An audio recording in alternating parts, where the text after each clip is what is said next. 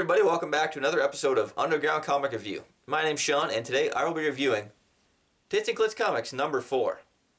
Now before you get huffy about the name, this was actually the first all-women's underground comic anthology and beat out the more well-known women's comics by a few months. This issue of Tits and Clits came out in 1977 by Last Gasp. It features Joyce Farmer as the cover artist.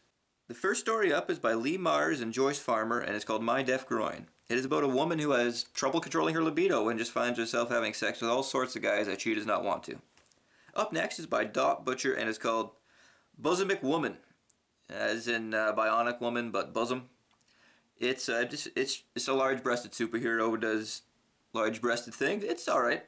The next story is by Chris Powers, and it's called Diaphonies or The Weekend Visit. And it's about a girl who loses her diaphragm at her parents' house and is a little bit embarrassed about it. Next story is by Roberta Gregory, and it's called Free Enterprise. It's about a couple girls who own a feminist bookstore and dream of starting a porn business where they put in subliminal messages to put down men and to raise the feminist movement. After that, there's a story by Cory called The Adventures of Cindy Shark, Sexual Gourmet. It's a story about a girl who wants to have sex with a man with a strap on. It's a really good story, actually, really funny. Next up is a story by Arlen called Rufus the Rapist in I Told You So. It's actually a rape help kind of thing. It's pretty neat. This next story is by Jennifer Malik, and it's called The Girl in Common Feminist Fantasies number 1. What to do if you think you're gay. The artwork's kind of psychedelic, but it's a little too much. Up next is by M. Juris, and it's called The Agony and the Ecstasy. It's about a girl who has trouble finding the one and which to go for, guy, girls, so she just decides to masturbate, and she gets a bunch of marital aids. And well, that's the end of the story. It's pretty funny. The next is by Karen Feinberg and Joyce Farmer, and it's called The Two Sisters of Barrow. It's an old-timey kind of medieval story, and it's about a girl who gets raped, and then her sister goes and tries to get revenge on the guy, and she does. The next story is called A Strange Development, and is by Paula Gray. It's a sister telling another sister the tale of growing boobs. It's pretty good. The next one is called Real New Math by Lynn Chevelle and Joyce Farmer. Yeah, I'm not a big fan of this. It's a bunch of one-liners that involve math. Not my thing. And now, on the inside cover is a fake advertisement done by probably my favorite artist featured in this book, Cory. It's a fake advertisement about, well, let's just say here's the catchphrase. A finely flavored colorant for your nether lips. So you can assume what it details. Unfortunately, though, I can't show you most of the ad because it's dirty.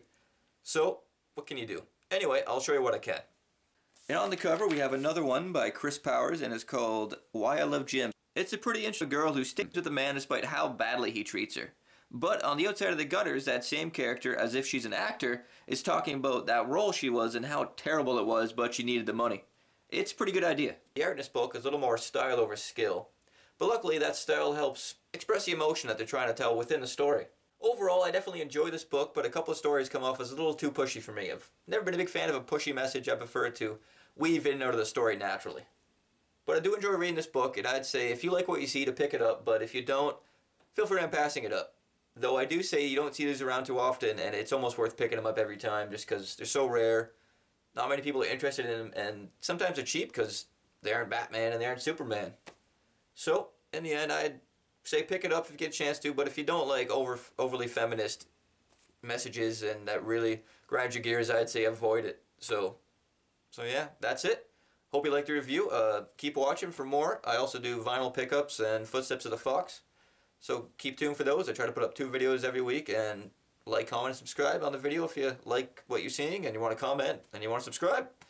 So thanks again. Hope you watched the whole thing, and have a good one.